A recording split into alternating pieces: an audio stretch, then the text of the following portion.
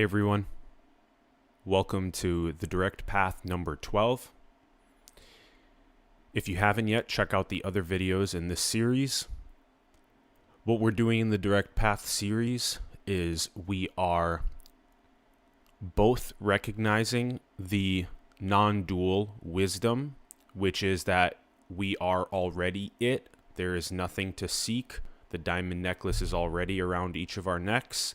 At the same time that we recognize the dualistic concession, which is that there is a mountain, there is something to seek, something to find, and someone to become enlightened. And that process eradicates suffering. It eradicates the contracted egoic energy that's trying to self-deal, greedy, achieving conspicuous consumption and other materialistic goals in Maya, in the intoxication. And in doing so, it liberates us. That enlightenment liberates us. It enables us to truly recognize the diamond necklace around our neck, to truly become free and wise and unconditionally loving and peaceful, equanimous.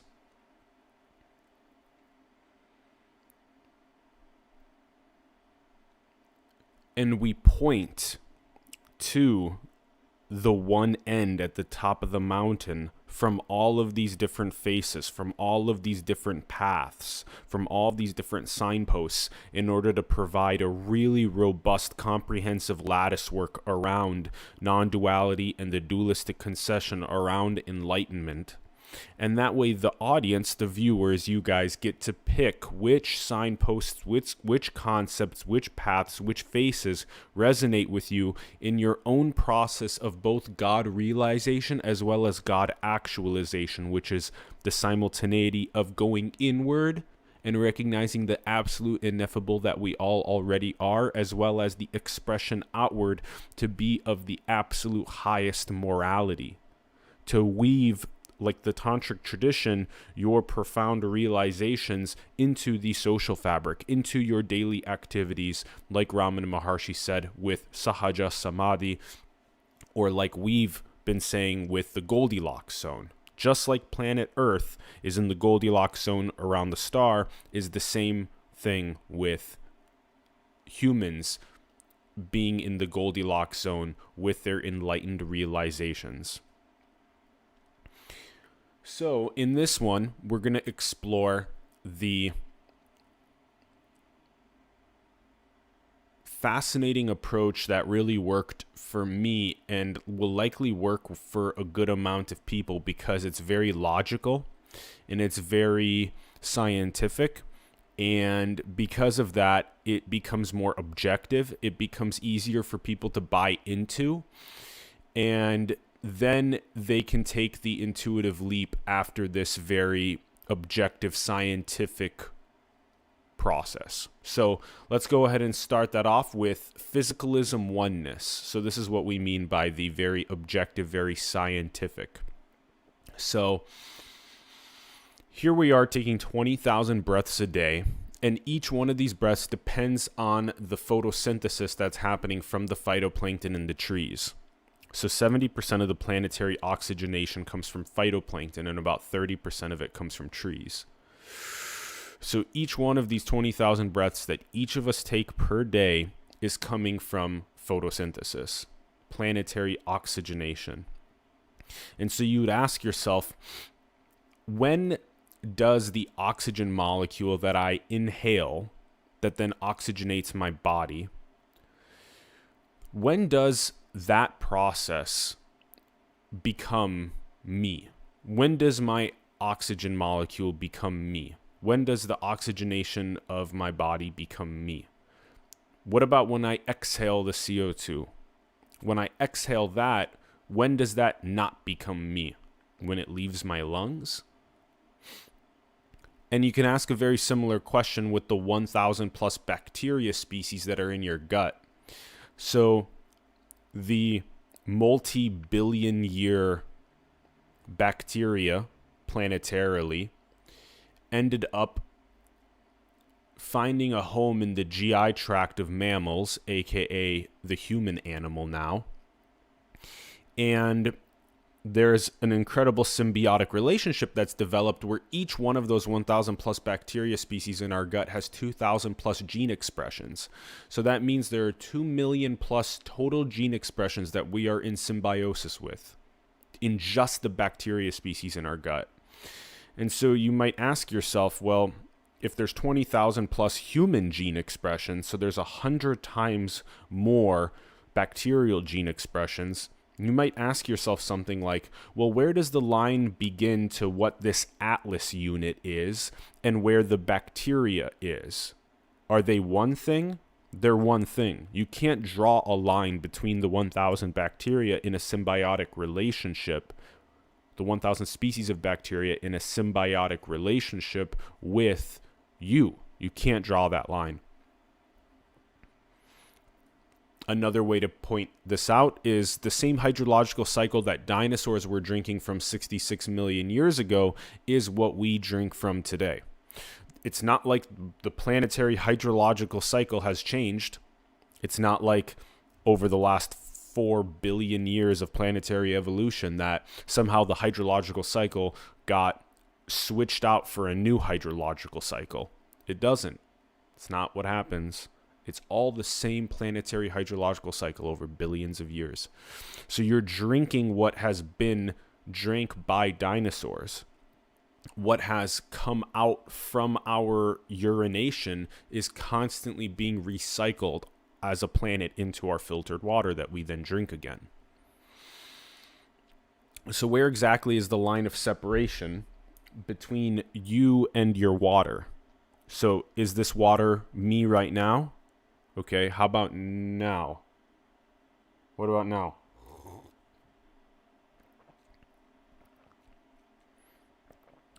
So is it me now that I've swallowed it? Was it me when it was just in my mouth? Is it now me as it's going down my esophagus? When is it me? And so these are the questions you might ask yourself, is where is the line of separation between you and the air and the water and the food you eat and the microbes that live inside of you? Where is the line of separation?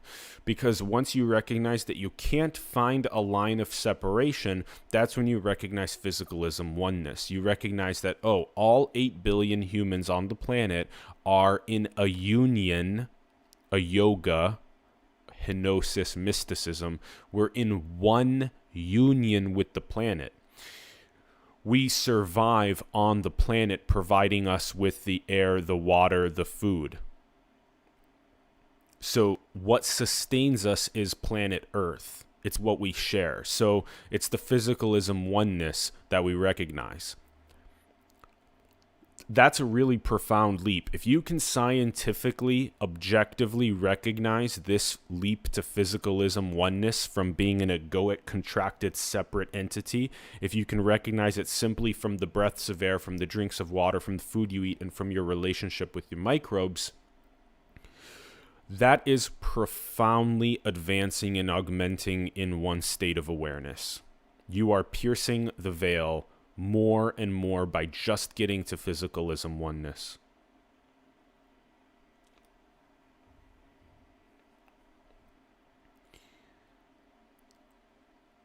Now,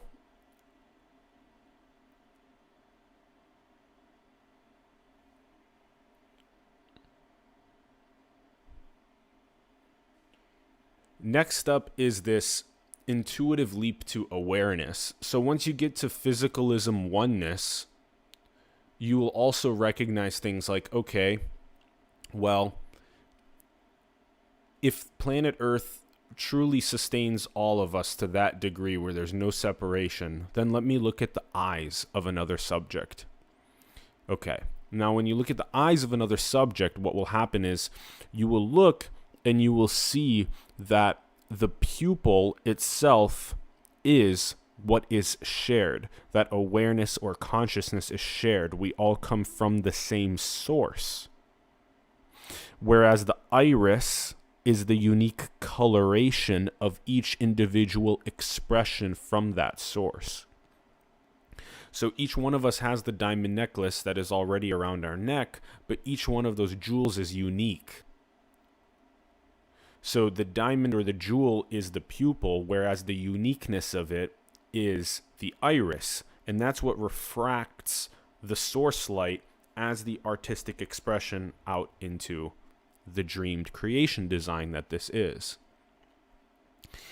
And so you begin making these intuitive leaps. You end up relaxing more and more back into your awareness because you recognize things like the very childlike analogies where you do things like recognize that awareness is pure, bare, and empty, and you make this juxtaposition. And then you recognize that that awareness is being colored by experience, and in this case it's being colored by words, and in this case it's being colored by art. And so you recognize that awareness is shared. This is what is shared. This is the pupil, and this is the iris. This is what is being colored as the experience onto the pure, bare, empty awareness that is shared. This is God, which we all are. God is the seer, as Ramana Maharshi said, that is being colored eternally by experience. And so you can think about this as the sky that is being colored by the clouds. You can think about this as the ocean that is being colored by unique waves. Here the waves are words, and here the waves are art. Here the sky is being colored by the clouds of words, and here the sky is being colored by the clouds of art. Also, with technology, this can be thought of as your phone screen when it's locked and it's dark and black. And then this is when you unlock your phone screen and you begin browsing the internet or social apps, and you get words and you get images. So we're undergoing this process of eternally being modulated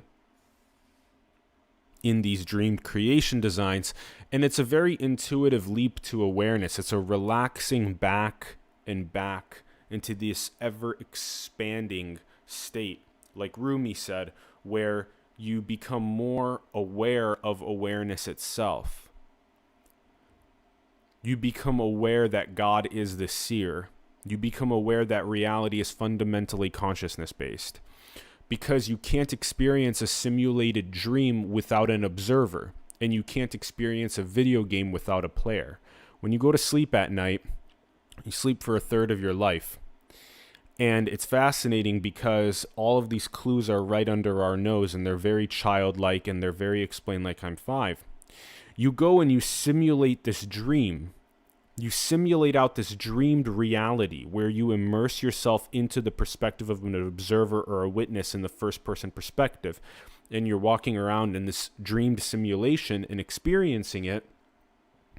And you never once think to yourself that, oh, that house that I just passed by in the dream simulation, well, it's probably still there, although I'm not even observing it anymore. Of course it's not.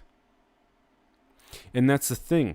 To the people that are currently living in other countries around the world, they're experiencing their own formulations, their own simulations of those areas of the world that they're in. And right now, this Atlas unit is also in the process of forming a dreamed simulation around what California and Los Angeles and this recording studio is. Whereas they are not doing that unless they undergo the process of the all-inclusive awareness, which is a higher state of God realization, where it would be like they would be also simultaneously taking in their worldview and simulated dream perspective, while they also take in the perspective that this Atlas unit is currently having. It's a higher level of God realization, an all-inclusive awareness across all 8 billion of the dreamed simulations that are happening here at the same time. And you can't have a video game without a player either. Anybody that's played a video game will tell you that while you're playing the game, you immerse yourself into the character in the first person or the third person perspective in the video game. And what happens is that you can't play the game without a character. It doesn't make sense. You can't play the game without a character. So we have to use consciousness. We have to use awareness. We have to use an agent of experience, an agent of a witness or an observer to immerse ourselves into these dreamed landscapes, into these simulated worlds, and then which are just the modulation / fluctuation of energy, as quantum mechanics is proving. And so there's an infinite amount of ways for the energy to be modulated, just like there's an infinite amount of ways for music to be modulated, just like there's an infinite amount of ways for you to take all of the different colors in the color wheel or in a color palette and combine them to make unique expressions in these realities. And that's why science is recognizing cyclic cosmology, as we have Sir Roger Penrose, who won the Nobel Prize in Physics in 2020, has a theory of cyclic cosmology. And that's why we have the multiverse, which means many songs. So it's not just the universe, the one song, and it's not just the observerse, what's observable, but it's the many songs, because symphonies don't play one song. Symphonies play songs and songs and songs and realities and realities and realities. Those are the same thing. A song is a reality. A song is a dream. A song is a modulation of musical notes and silence, just like a song is also a modulation of energetics that underlie all matter at a quantum mechanical level. So awareness is eternally being colored by experience. And the way to recognize that, again, is to locate the sense of I. Ask yourself, what is I? And take your time with that. What is I? What is I? And then you recognize that the I is the observer. The I is the witness. The I is the consciousness, is the awareness. And then you focus and investigate that directly. So investigate awareness directly, consciousness directly, the witness, the observer directly. Use these very friendly analogies where you recognize that witness / observer that you're investigating as the pure, bare, empty awareness that is eternally being colored by the experience in these dreamed creation designs. And then you have things like the Hawthorne Effect, which help a lot, which has a lot to do with accountability and observation, because when you are being observed by yourself, by God, because it's just another perspective of God observing God itself as you. So in this case, you as the audience are watching this unit, Atlas, and so this unit has a higher likelihood of being a God-realized mirror. And so when you're alone and there's no observation, when there's no Hawthorne effect, you have a higher likelihood to do something that is malevolent. You have a higher likelihood to do something that is egoic or driven by self-dealing.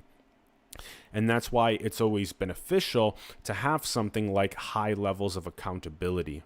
And that's why people have accountability partners when they go and work out. That's why they have accountability partners when they go on fasts. That's why they have accountability partners with work. And that's why, as an entrepreneur, as somebody especially that runs their own LLC, what happens is that it becomes really important for them to have the self-discipline to motivate themselves to execute, because nobody else is holding them accountable. And that's why partnerships can be beneficial, because you hold each other accountable to execute.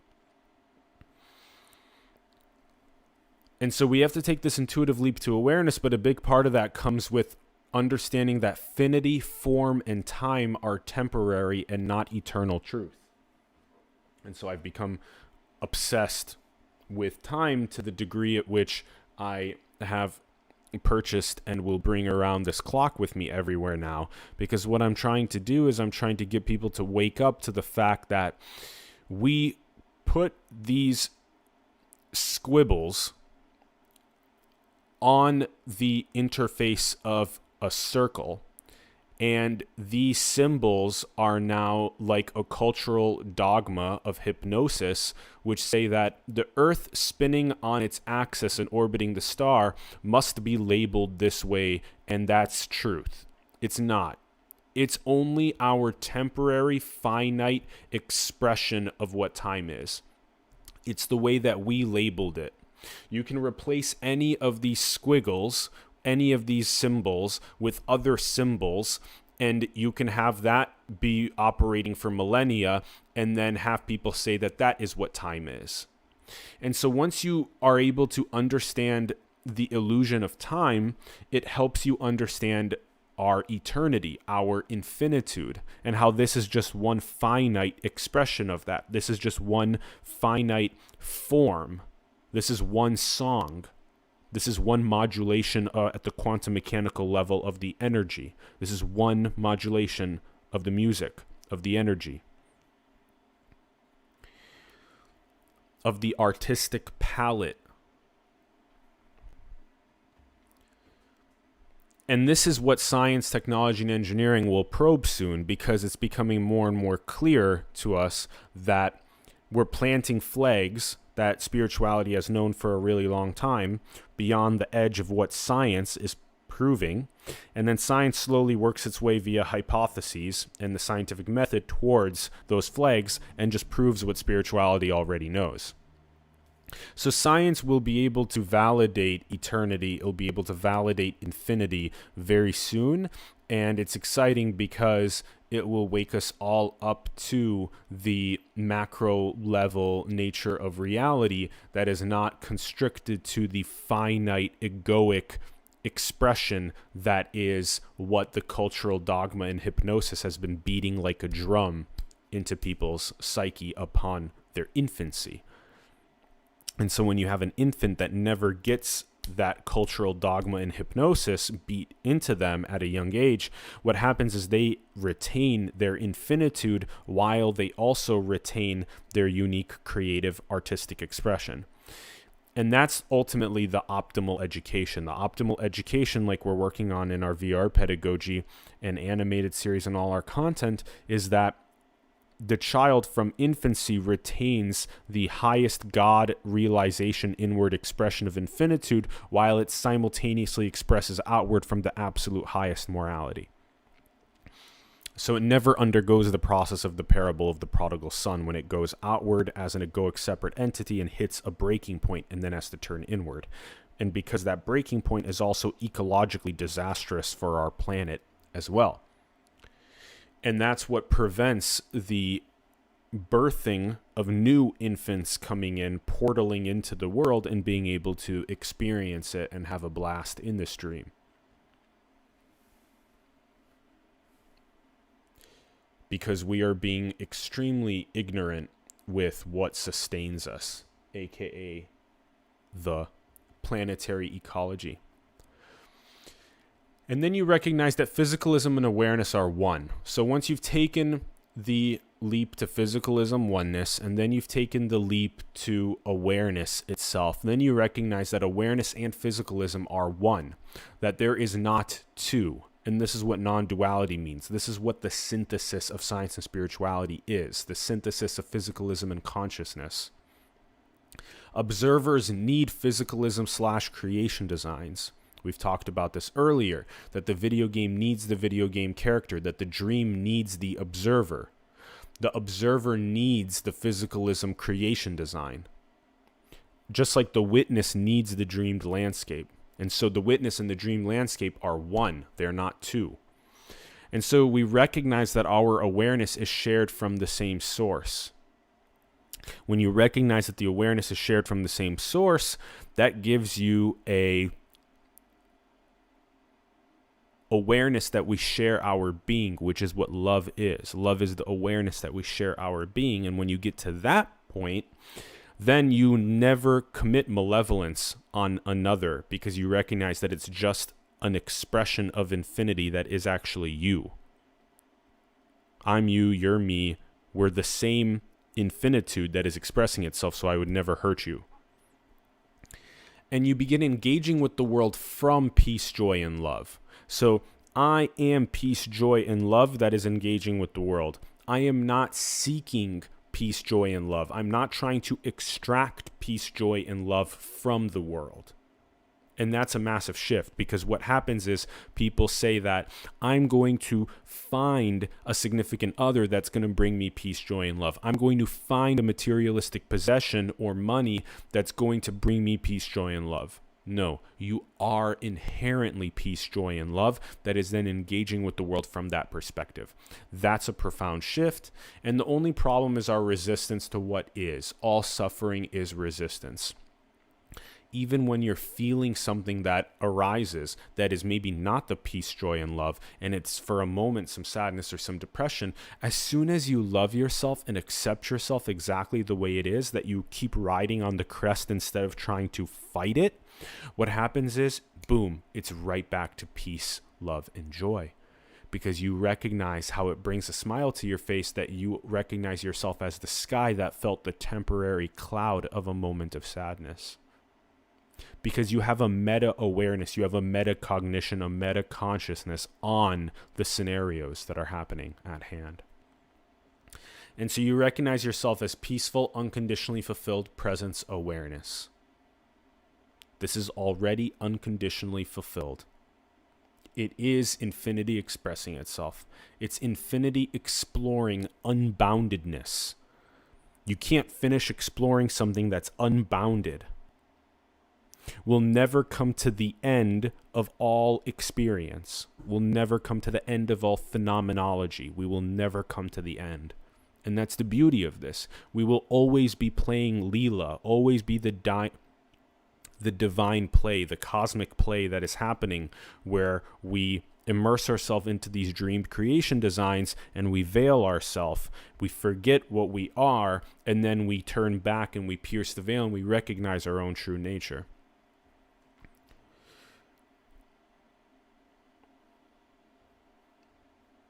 And so, in essence, physicalism oneness at first must be recognized. We have to recognize the physicalism oneness, the breaths of air, the water, the food, the microbes.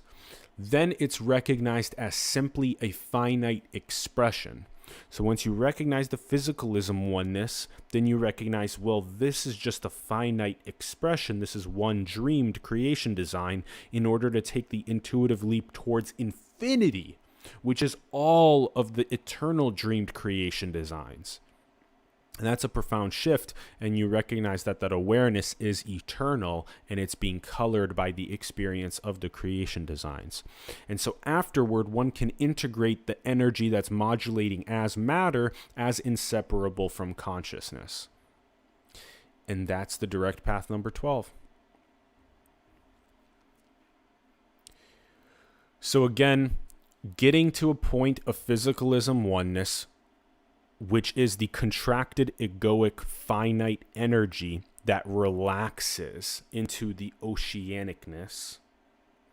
Then the intuitive leap to awareness is when the oceanicness recognizes its eternity, its infinitude that is being colored by the waves of experience. And this really helps by locating the sense of I. What is the I? Meditate on that more and focus and investigate that directly. And then it's the recognition that physicalism and awareness are one, that the ocean and the wave are not two separate things, but they are one thing, and that is infinity expressing itself. And this is just one version of that. And this part's so important, to engage with the world from peace, joy, and love, and not trying to extract peace, joy, and love from the world. And that was a profound teaching of Rupert Spira that really augmented me a lot as well. All right, that's it. Direct path number 12. Hope this brought you massive value. I would love to hear from you in the comments below. Let me know where you're at. Also, like the video if it brought you value. Subscribe if you haven't. Also, share the video with people that you know this would profoundly influence. And also feel free to join the membership on the channel. We have exclusive benefits and perks, and all of the finances end up going directly to the actualization of all of the dreams and projects that we have going on here. And that's all. Recognize the diamond necklace that is already around your neck. Go all the way inward to the God realization, to the absolute, to the ineffable, and then have that catalyze the wu-wei, effortless action of your unique artistic expression to architect the more abundant and prosperous future that we all know is possible. Adore you infinitely. Thank you.